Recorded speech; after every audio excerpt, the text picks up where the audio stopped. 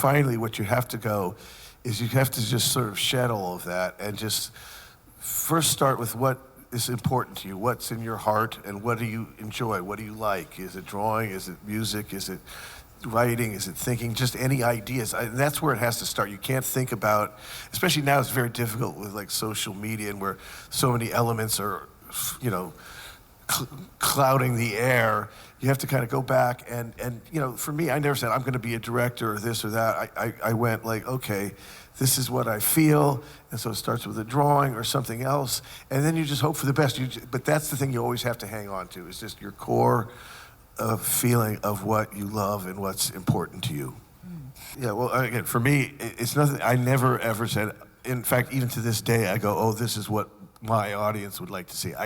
If you start to think that way, you start to lose your humanity and become sort of a thing, a commodity, some kind of a business or whatever. So I think in fact, I at the beginning I didn't know, so I didn't think about it. Then once you become something, you have to really kind of protect yourself and protect that sort of side of you so that you don't start thinking outside of your body and outside of yourself. Yeah, I try not to let anything outside influence what I do or influence my performance. I think I just kind of try and feel it from within.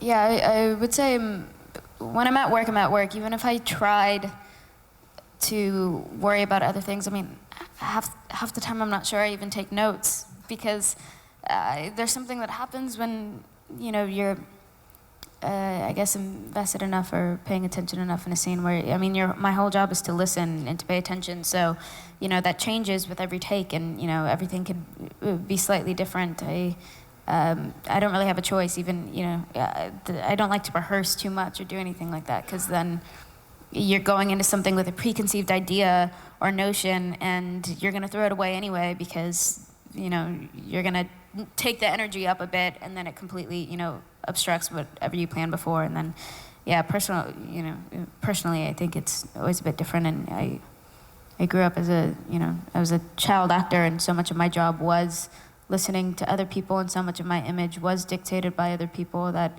it's quite strange to, you know, come to a place and have had that realization of, oh, wait, I actually have authority over, you know, my own image and voice and things like that. Normal is a very strange word. It's like, I don't even know what that means, you know. People talk about, like, to say the Addams family, like, they're a weird family. Well, I mean, then I start thinking, well, I've never met one family that isn't weird, you know. Most people have a strangeness inside. In fact, when I hear the word normal, I get disturbed, because I don't know exactly what that even means, you know. I mean, the word normal people would scare me more than sort of what you consider outcasts. That's because that's how I felt. I think a lot of people feel that way. I'm sure everybody has that slight feeling of like they don't belong, and they don't fit in, and they're struggling with whatever, school, family, society, whatever. So for me, that's normal. That's how you feel. So you know, that's like in a monster movie. The monsters were always the norm. For me, they were the most appealing characters, and all of the human beings were the scary ones. So I always saw things in that sort of different way. But for me, that's the most emotional type of person, and the most something I identify with. I don't know. I mean, you know, it's just, you have to do what's in your heart. And so for me, that's what I understand. And so for me, those are the likable characters. And so that's why I identify with all the, you know, these characters, and especially Wednesday. When I read it, I go like, it felt like me. And so it's something, you know, it's like we're all talking about this. It's like, these are the kind of characters that we identify with. Thing. If there's nothing to say, I would Turn around and walk out. Yeah, probably. I don't know, I would like instantly fall to the floor, you know, hide, or she's quite, I don't know, I feel like the two of us in a room, I don't know if we would butt heads or what. I think we're too stubborn and maybe potentially like-minded to Well, you're have the a same proper person, interaction. so it's not like... But yeah, it would be like you'd be incredibly talking to yourself. uncomfortable and terrible. No one wants that. So no words, you two just probably walk out of the room. Yeah. Honestly, she would probably piss me off. This is so annoying. I mean, Yeah, I know you don't want to hear it, I know you don't want to hear it, but I mean, I think you're right. I think it's the same thing. I think that's a huge part of the success and kind of draw to the show is Tim. I mean, there's a reason why, you know, there's not many people who have had such an enduring and fulfilling and successful career as Tim. I think, you know, we talk about the show being about, you know, original voices and opinions and visions, and nobody else really sees this world like he does. So, you know, I think people oftentimes jump at the opportunity to see that and to work with that, you know, on a day-to-day basis on set has been such an unbelievable pleasure and just an exciting endeavor for both of us, I think. I don't think I've ever worked with somebody who is so undeniable in their vision and perspective of things that it's great. And I think, you know, as an actor, it allows you to approach certain scenes with so much more confidence because you know that, you know, he's never going to let you fall, or, you know, it's always going to, if it's not fitting in his world, or if it's not, you know, it's going to be quite clear and obvious, and he's very patient, and he works with us to make sure that we get there. Yeah, no, exactly what Jenna said. I think most of our success is owed to Tim. He's got such a clear and direct vision of what he wants, and he always makes sure we're comfortable on set, and I have so much trust in him, and he's said before that he has so much trust in his actors, and it's really nice to work with somebody who trusts you to do what you do, and it's been lovely, and I've been a huge fan since I was a kid, so it's just a dream, really. We try not to think about it. I think the problem you start trying to be, when you begin to start trying to be funny, it doesn't become funny anymore.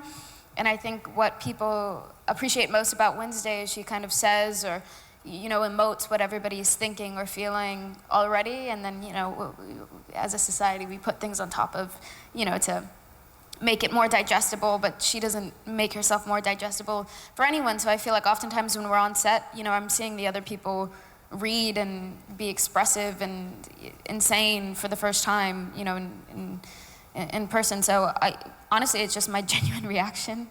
As the character, I don't like to overthink too much what she has to say. You know, sometimes we'll do a take and we'll do different reads and different reactions. Every once in a while, I'll do, you know, a classic eye roll, or I'll just walk out of the scene because I don't want to be there anymore as the character. You know, we do stuff like that sometimes, but oftentimes I think it's just, initial feeling. I don't think so. I mean, you know, no. I mean, when we made the first season, we were just making it, and I think all of us would probably agree. We didn't know, you know, we had no idea, so we just made what we felt, and I think once you do a first season, the danger is to overthink it and go, oh, it's successful for this reason or that reason, or we need to do this for this audience or that audience. I mean, I never really think about it. I don't think they did either. It's like, oh, we're making this for teenagers or adults or children, anything. We just sort of felt what was in our heart and what was there and what we're dealing with. And so even it's more important for a second season not to overthink it. There's a lot of things that happen in season one. I think, well, obviously Enid wolfing out changes her drastically in season two, but also for Wednesday, like Jenna said earlier, the hug was a big moment, so I think that sort of changes dynamics in season two. But it really gets a natural development, all the character changes in season two.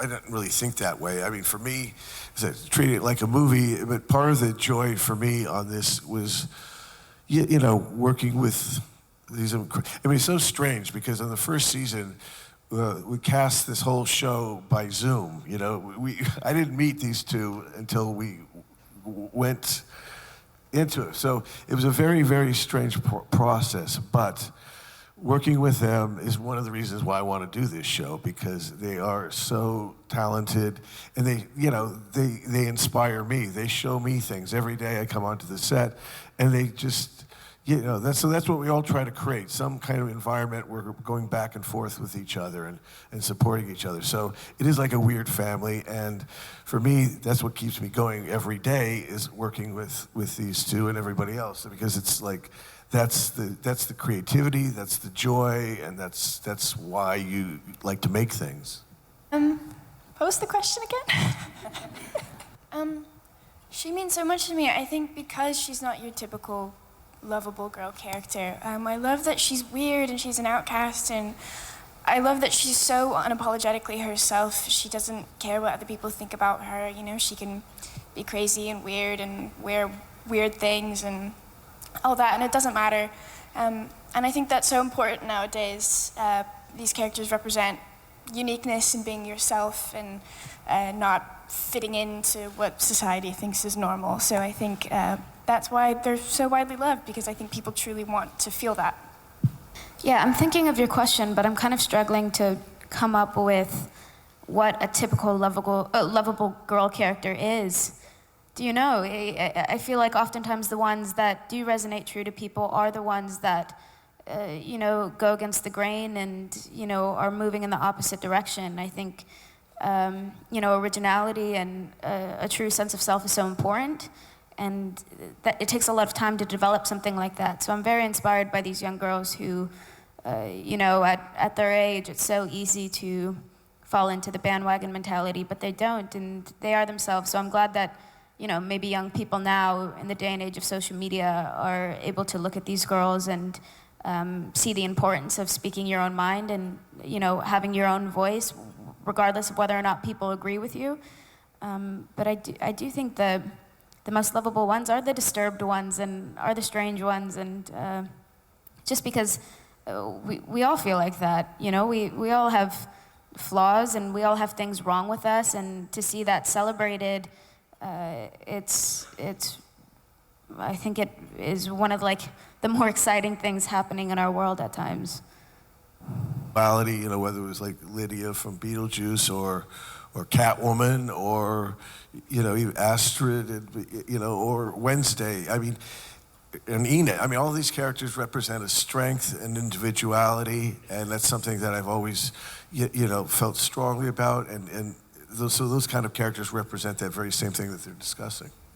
Well, I mean, it's my answer, because I've loved that form just because it's so tactile and it's so old-fashioned. So I am more, you know, I'm kind of an anti-technology kind of a person, so stop motion is kind of, for me, it goes back to just true, like, creativity and true artistry and handmade things and things made from human beings. So yeah, in some ways, I always like to retain that feeling. I think to look at art or, you know, any sort of television making or filmmaking as a competition is doing everyone a major disservice. We're just so grateful and excited to be able to have a show that plays here. You know, we all started off, I mean, we're California kids, you're a Florida kid, you know, we just had no idea that, you know, we were gonna be able to make things together that would reach an international level. So we're very grateful and excited to be here. Numbers and things like that don't matter if we're able to connect with one person. That's incredible, and, you know, we've been fortunate to connect with the world. As far as the second season goes, episode 6, part of the second half, is a very Enid-centric episode, and she's a huge lover and admirer of Korean culture, and we have some songs in there that you guys might appreciate or be familiar with, so I think that's probably something to look forward towards. No, I mean, we were surprised that season 1 was a success. You know, I've had both success and failure, so I'm always surprised either way it goes. So as Jenna said, I mean, we're just happy to present it to anywhere, and you know, we're like she said, we're not in competition with anybody. If people like something, that's great. There's room for everything, and that's how we feel. Yeah, it's you know, very exciting. I think, especially with TV, you know, you tend to fall into a pattern. So I think when I received the scripts and you know, saw this in the pages, it was a great relief and joy, just because I knew that, you know, it would be something different for our audience, different for our show. You know, obviously someone like Tim, who has such, you know, immense experience in, that kind of field. I had great trust in the way that it would turn out, and I just thought it was a great way to kind of surprise people and keep any sort of intrigue. And yeah, it looks great. It does look like a film. I would watch, 4 hours of that, so. I actually didn't know it was happening until I saw episode 1 at the premiere. I didn't know it was in it, so I felt like a little kid watching Tim Burton films again. It was crazy, yeah. I love it. Well, I think Enid's a bit confused this season because she assumes that her and Wednesday have passed that weird boundary that Wednesday put up in season 1, and because of Wednesday's premonition and pushing her away, I think she doesn't quite understand why Wednesday is pushing her away. So, they kind of butt heads a bit this season. But it's always fun working with Jenna because I feel like we have a natural sort of relationship like that. It always just happens naturally. There's no forcing. Yeah. So the Enid we meet in season 2 is a bit different from season 1. At the end of season 1, she wolfed out, finally unlocked her powers. And so she's had a summer and comes back to Nevermore a different person. She has a lot more confidence in herself, has joined a pack, and is finally part of the life she's always wanted to be a part of. So she's living her best life now. She didn't change. I mean, she knows exactly who she is. Everybody else around her has to catch up. Maybe I think the only thing that's different perhaps is, in first season we saw Wednesday get comfortable with a hug for the first time or someone touching her, which was a very scary thing for her. And then the second season, I think her biggest conflict or challenge is learning to rely on family and friends because she's very independent. But without her ability and with this confused state and dealing with a villain who's much smarter than her, or at least at times, it's hard for her to be dependent on other people. Well, it's really exciting, and it felt like a natural progression from kind of our interaction and collaboration during season 1. Season 1, I'm in pretty much every scene, so we were always having conversations about storyline and plot, and does this make sense? And there's just a more intense level of involvement, I think, that's required when you're on screen that much. So being able to be a part of these conversations sooner this time around and have a little bit more knowledge beforehand. As an actor, you're the last one up with the script. They tell you where to stand, and you go and you do your job. So it was really exciting for me, also just as somebody who loves what I do and loves this business. It felt like this secret door had opened up, and it was this whole new world that I hadn't been invited to before. So it was great to have a seat at the table. Yes, I would love to give a thoughtful answer here. I really would, but I don't know. I show up and I do my job. I guess a lot of this season, because I was interacting with other people, it was nice to be able to play off of, talented people like Emma, who were at odds oftentimes, and we also had the wonderful addition of Joanna Lumley, and she added a lot of kind of joy/misery to Wednesday's life. But for me, it's more so you show up on the day and you get a feel for the situation, and as long as you're aware of the character's arc or where she is in that moment in time, these things, they can happen quite naturally. Well, like I said, I've been here before, and each time I felt there's a very creative environment. I don't know, the people are really nice and amazing, but it inspires me. So, and bringing Wednesday here is extra special because we feel very passionate about it and proud of it, and so it's really nice to share it with all of you. Yeah, well, like you said, this is my first time, so it's been so lovely being able to witness the culture firsthand, and we've spent so much time on the show, and you do these things and you release them into the world and you don't really know what the impact is. So it's been so wonderful to be able to connect with, people who support our show in Korea and show them our love and appreciation, because we're very grateful for anybody who watches, and, to be able to give people hugs and sign things and just be interactive and be able to actively show our appreciation is such a gift. So thank you. Yeah, it's lovely being back here. I haven't been here for 2 years, so I'm so happy to be back. But like Tim said, it's great because everybody seems so passionate, and we're so excited to be here to celebrate Wednesday together. Well, I mean, for my first real foray into TV, but we treat it like we're making a movie. So each episode for us is like we're making a film. It's got the same dynamic. It's the same sort of creativity that you put into a film. So we just working with this wonderful cast, and then we had some new people coming in, like Steve Buscemi and Joanna Lumley, and many other people that just brought a freshness and a newness to the working with these lovely people. Here, I've been here many times, but this time is very special, and thank you for having us. Hello, I'm very excited to be here. Thank you very much. Thank you all for being here. It's so lovely to be in Korea.